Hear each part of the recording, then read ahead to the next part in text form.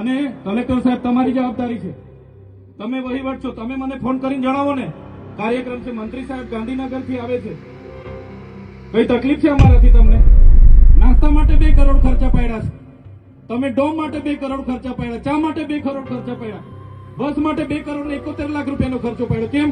અમે સવાલ પૂછીએ એટલે તમને નડીએ છે? તમારા મનમાં ધુમાડો હોય તો કાઢી નાખજો ભાઈ. બરાબર છે, આ જનતાના ટેક્સના પગારે આપણે બધા છે, આ જનતાના ટેક્સનો પગાર મને પણ મળે છે, તમને પણ.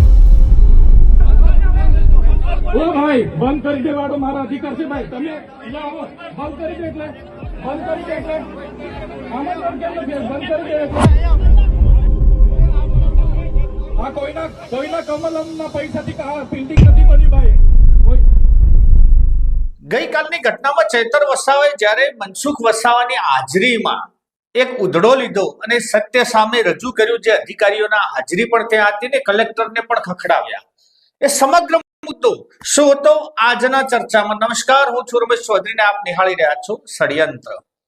મિત્રો, વાત એવી હતી, નર્મદા જિલ્લાના સાગપરામાં એકલવ્ય સ્કૂલનું એક ઉદ્ઘાટન હતું અને ત્યાં મનસુખ વસાવા જે એમના કટ્ટર હરીફ મનાય છે એ પણ ભાજપના ત્યાં હતા અને ચૈતર વસાવા આમ આદમી પાર્ટીના આમ એકંદરે લડાયક પ્રવૃત્તિના માણસ, અને આપ બધા જાણો જ છો કે એમનો સ્વભાવ કેવો છે. હવે આખી ઘટનામાં જ્યારે અધિકારીઓ કોઈ કાર્યક્રમ કરતા હોય જે ગુજરાત સરકારનો હોય, ત્યારે ફરજિયાત ત્યાંના પ્રતિનિધિ, જનપ્રતિનિધિ એટલે ત્યાંનો ધારાસભ્ય, એમને હાજરી ફરજિયાત હોય, એમને આમંત્રણ આપવું જ પડે. કારણ કે આ જે કાર્યક્રમો થાય છે એ પ્રજાના ટેક્સના પૈસે થાય છે. માની લો કે કોઈ અત્યારે સરકાર ભાજપની છે તો કમલમ એમના ઘરમાંથી પૈસા નથી નાખતું, અથવા કાલ કોંગ્રેસની આવી જશે તો કઈ કોંગ્રેસ વાળા એમને ત્યાંથી નથી પૈસા નાખવાના. આ જનતાના પૈસા છે, અને જનતાના પૈસા જ્યારે વપરાતા હોય કામમાં, અને એનું એક ઉદ્ઘાટન એટલા બધા હજારો કરોડ રૂપિયા બધા ખર્ચે છે પબ્લિસિટી માટે. સામાન્ય કાર્યક્રમોમાં પણ એક માન લો કે લાખો કરોડો રૂપિયા ખર્ચાઈ જતા હોય, અને એ જ પ્રતિનિધિની જ્યારે હાજરી ના હોય તો સ્વાભાવિક છે જનપ્રતિનિધિ બગડે, અને બગડે એટલે આ લોકશાહીમાં જનતા જ ઓરિજિનલ શાસક છે એવું યાદ કરાવ્યું ચૈતરભાઈ વસાવાએ. ચૈતરભાઈ વસાવાએ તો એમની હાજરીમાં, હવે મનસુખભાઈની હાજરીમાં એમને અધિકારીઓનો ઉધડો લીધો. એમને કીધું કે તમે ક્યાં ક્યાં પૈસા ખર્ચો છો, કોને ખબર નથી. ખોટા કોકની વાહવાહીમાં હમણાં નરેન્દ્ર મોદી આવી ગયા, જે આંકડો એમને ત્યાં ખર્ચો પાડ્યો છે એ પણ આદિજાતિ વિકાસમાં નાખ્યો. એટલે નેતાઓને બહારથી આવવાનું, તાયફાઓ કરવાના, અને બધો જ ખર્ચો જે જનતાના કરના પૈસા છે, જે ટેક્સના પૈસા છે, એ તમારા ઉપર નાખતા જવાનું. જાણે આ બધા અધિકારીઓ આપણા ઉપર ઉપકાર કરવા કેમ ના આવતા હોય. માટે ચૈતર વસાવે એમની સભામાં સ્પષ્ટ અને ખખડાવી નાખ્યા દરેક અધિકારીને. શું થઈ આખી પરિસ્થિતિ, અને આ નાગરિકોએ પણ જોવા જેવો વિડીયો છે. ખરેખર સત્ય આ જ હોય, અને લોકશાહી આ ઢબે જ ચાલે જ્યારે અહીંયા તો ટોટલી બ્યુરોક્રેસીનું શાસન હાવી છે.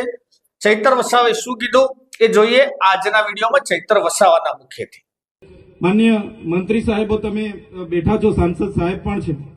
સાહેબ, આટલો મોટો મારા વિસ્તારમાં કાર્યક્રમ છે, કલેક્ટર સાહેબ, પ્રાંત સાહેબ અને પ્રાયોજનાજી, શર્માજી, હું અહીંનો ધારાસભ્ય છું ભાઈ. મને કેમ કોઈ ફોન બી નહીં કર્યો, પત્રિકા નહીં, જાણ નહીં, ખુલાસો કરો. હું ધારાસભ્ય છું ભાઈ, આ મારું અપમાન નથી, મારી જનતાનું અપમાન છે. આ મારું અપમાન નથી, મને કોઈ કાર્યક્રમનો મોહતાજ નથી. મને પત્રિકામાં નામ આવે, મારી તકતીમાં નામ આવે તો જ ચૈતર વસાવા આવે એવું નથી. ચૈતર વસાવા નામ માટે હું નથી આવતો. મારા જનતાના, મારા સરપંચે કીધું કે આટલો મોટો કાર્યક્રમ છે શિક્ષણનો, સાહેબ તમારે આવવું પડશે, એટલે મેં આવ્યો છું. અને કલેક્ટર સાહેબ તમારી જવાબદારી છે, તમે વહીવટ છો, તમે મને ફોન કરીને જણાવો ને કાર્યક્રમ છે, મંત્રી સાહેબ ગાંધીનગર થી આવે છે, કઈ તકલીફ છે અમારાથી? તમને પ્રાયોજનાજી, શર્માજી, તકલીફ આપતો તો કેમ ભાઈ તમે અમને જાણ નથી કરતા? કેમ આમંત્રણ નથી આપતા? તમારું વહીવટી તંત્ર હું ધંધા કરે છે ને બધું ખબર છે. હમણાં મોદી સાહેબ આવ્યા હતા, ખર્ચો થાય ભાઈ, 8-10 કરોડ રૂપિયાનો ખર્ચો થાય. તમે દેવ મોગરામાં ડેકોરેશન માટે કલેક્ટર સાહેબ 16 કરોડ રૂપિયાનો અમારા આદિજાતિ બજેટમાં ખર્ચો પાડ્યો છે. તમે ત્યાં મોદી સાહેબના મંડપના સ્ટેજ માટે 15 કરોડના ખર્ચા કર્યા છે. ટોયલેટ, મોબાઈલ ટોયલેટ માટે 2,40,000નો 2 કરોડ ને 40 લાખના તમે ખર્ચા પાડ્યા છે. નાસ્તા માટે 2 કરોડ ખર્ચા પાડ્યા છે. તમે ડોમ માટે 2 કરોડ ખર્ચા પાડ્યા, ચા માટે 2 કરોડ ખર્ચા પાડ્યા. બસ માટે 2 કરોડ ને 71 લાખ રૂપિયાનો ખર્ચો પડ્યો. કેમ? અમે સવાલ પૂછીએ એટલે તમને નડીએ છે? તમારા મનમાં ધુમાડો હોય તો કાઢી નાખજો ભાઈ. બરાબર છે. આ જનતાના ટેક્સના પગારે આપણે બધા છે. આ જનતાના ટેક્સનો પગાર મને પણ મળે છે, તમને પણ. કલેક્ટરથી તલાટીથી લઈને કલેક્ટર સુધીના બધા તમે નોકર છો, અમે બધા સેવક છે. આ લોકોએ જે પણ કે અમે પ્રતિનિધિ છે, અમને અધિકારો આપ્યા છે. તમે અમને કેમ અહીંયા બોલાવ્યા નથી?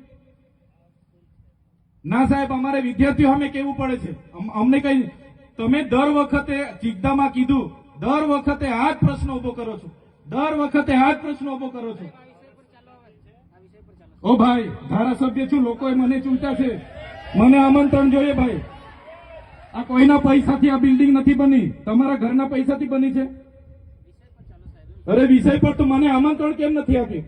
મને જાણ કોઈ એક ફોન કેમ નથી કર્યો? કેમ ભાઈ? અમે ધારાસભ્ય ચૂંટાયેલા છે, લોકોએ અમને અધિકાર આપ્યા છે, અમારો અવાજ તમે દબાવવાની વાત કરો છો. અમને કેમ નથી આમંત્રણ આપ્યું? તમે તમારે આમંત્રણ આપવું જોઈએ ને અમને. ઓ ભાઈ, બંધ કરી દેવાડો, મારા અધિકાર છે ભાઈ. તમે અહીંયા આવો, બંધ કરી દે એટલે આમંત્રણ કેમ નથી? બંધ કરી દે એટલે બંધ કરી દો એટલે આમંત્રણ આપવું જોઈએ ને તમારે. અમને તમે આમંત્રણ કેમ નથી આપ્યું ભાઈ? અમે ચૂંટાયેલા ધારાસભ્ય છે, અમને એક ફોન કોઈનો આવ્યો નથી. કલેક્ટર સાહેબની જવાબદારી છે. આ કોઈના કમલમના પૈસાથી આ બિલ્ડિંગ નથી બની ભાઈ. કોઈ તો પછી પણ સાહેબ, અમે તમારી રિસ્પેક્ટ કરીએ છીએ સાહેબ. ને દરેક સરકારના કાર્યક્રમમાં હું હાજર રહું છું.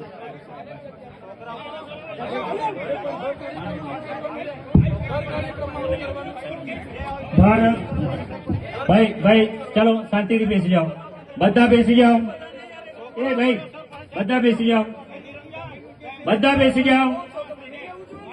ચાલો શાંતિથી બેસી જાઓ ભાઈ, આગળ નહીં, બેસી જાઓ શાંતિથી.